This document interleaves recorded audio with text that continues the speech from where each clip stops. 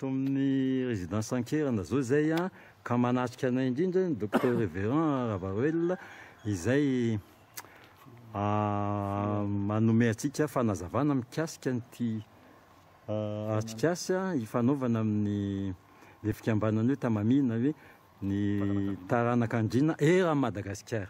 Manao any ianao Andriamatoa Ravaroel? Miarahaba antsika rehetrarehetra manerana Madagasikara sy any ampitan-dranomasina. Ny fionam-be ny ampanjaka sy zanak'Andriana eto Madagasikara dia manao zao fivoriana fionam-be mikasika ny fampandrosoana Madagasikara. Izay moa ny lohateny dia hoe inona ny olana misy ankehitriny ary inona ny vahaolana. Dia raha malala fa efa 2.7 ny Malagasy no mahantra ankehitriny ary tsy afaka hipetraka fotsiny ny ampanjaka sy ny taranak'Andriana fa tsy maintsy mijoro ary manana didy sy andraikitra lehibe ho fanarenana ny firenena. Ohatrany nahita an'le fitomboany moa teo ho hitantsika atao amin'ny YouTube ihany, izy io ve misy karazany hoe soratra raiketina so karazany hoe brainstorming hoe samy mamea ny heviny dia atao aiza daholo ireo hevitra ireo avy eo? Ny tanjona dia ny fananganana fanjakam-pisorona firenena masina, fanjakana Madagasikara manaja an'Andriamanitra ary manaja ny soatoavina sy ny kolotsaina malagasy ary manaja koa an Jesosy Kristy mpanjaka sy tompon'ny tompo. Ary ny atao eto dia tonga eto ny solotena avy eo amin'ny Andriana mimerina eny toko, ny solotena ny Andriana avaratra, atsinanana, andrefana, atsimo Madagasikara. Tonga eto daholo mikaondoha mijery amin'ny lafiny inona ny zavatra tsy mety amin'ny lalam-panorenana amin'ny lalàna misy eto Madagasikara, amin'ny lafiny fiarovana, amin'ny lafiny toe-karena, amin'ny lafiny sosialy, amin'ny lafiny kolotsaina, amin'ny lafiny fahasalamana, ny tontolo iainana, inona ny tsy mety ary inona ny vahaolana ialana amin'ny fahantrana sy hanarenana ny firenena. Tamin'ny taona firy moa ity fikambanana ity ny forona dia aiza ho aiza tokoa izy zao amin'izao fotoana izao? Ny fikambanana fionam-bean'ny ampanjaka sy zanak'Andriana dia niforona efa tamin'ny taona 2010 ary fionam-bean'ny ny ampanjaka sy ny taranak'Andriana manerana Madagasikara. Dia ny olona zao vao maheno anao zao dia mametraka amin'ny fanontaniana ko moa samy manana ny fanontaniana fa mampanao gazety nametraka an'ity fanontaniana ity. Nareo zany dia ohatrany hoe karazany hoe mpanohatra ny fitondrany ity sao ahoana marina? Ny Andriana ny ampanjaka dia ray aman-dreny eo amin'ny firenena. Ny fitondrana mety mandalo dia miserana fa ny ampanjaka dia miray aman-dreny eo amin'ny firenena efa tamin'ny taonjato taloha ary mandrakehitriny ary mandrakizay. Izany hoe au-dessus de la mêlée, zay politika, zay manao azo lazaina azy amin'ny teny vahiny.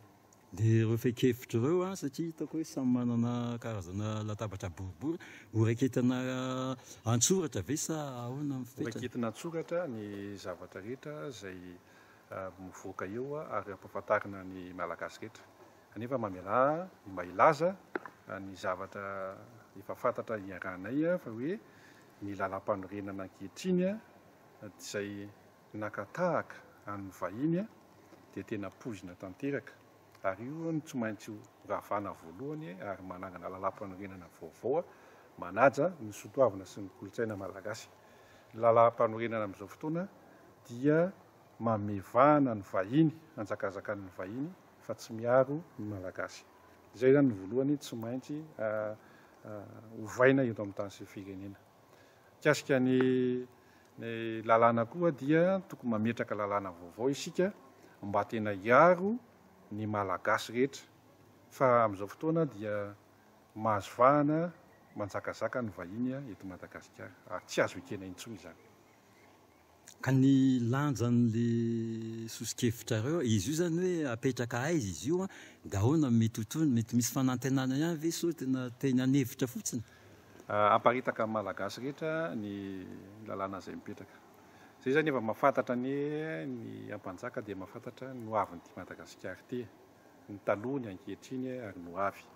Io mpanjaka tany aloha dia efa nafantatra fa nilaza mialoha fa manjaka aloha ny lahy dia avy eo manjaka ny vavy dia mitondra ny vazaha mena sofina dia tonga amin'ny hoe ny fitondrana zay fanjanahantany vaovao dia tonga amin'izao teteza mita izao tsika na hoe fitondrana sadasada dia avy eo miverina amin'ny tompony tany sy ny firenena zay Madagasikara vao tafavoaka.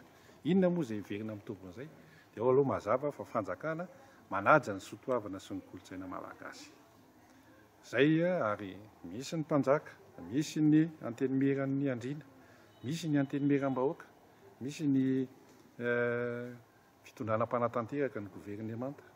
Izany dia miara-miasa daholo tokony hiara-iasa ho fampandrosoana Madagasikara. Tsetsa tsy aritra ihany izy ity fanontaniany ity. Aiza ho aiza zao ty lapan'ny mpanjaka iray manjaka miadana atao tsisy tohany atao tsy heno entsony. Aiza ny fipetraka reo fikambanana? Eo amin'ny 7 tapitrisa dolara eo no vola tokony hanarenana ny lapan'ny manjaka miadana. Izahay dia efa mametraka sosokevitra fa tokony ao anaty teti-bolam-panjakana 4 ny izay teti-bola izay hanarenana ny rovan'ny Antananarivo misy ny lapan'ny manjaka miadana.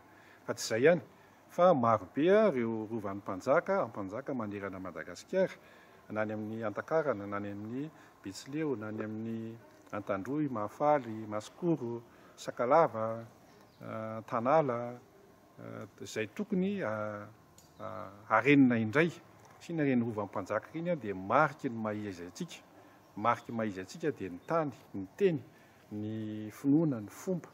Ary izany rehetra izany dia ao anatin'ny rovan'ny mpanjaka no anisan'ny mariky maha-firenena ny firenena. Dia efa nametraka izay sosokevitra teti-bola any amin'izao taona izao ho fanarenana ny rovan'ny mpanjaka ihany koa manerana Madagasikara. Dia misaotra indrindra tomboka dia mahazo toa amin'ity asikasa goavana be ity.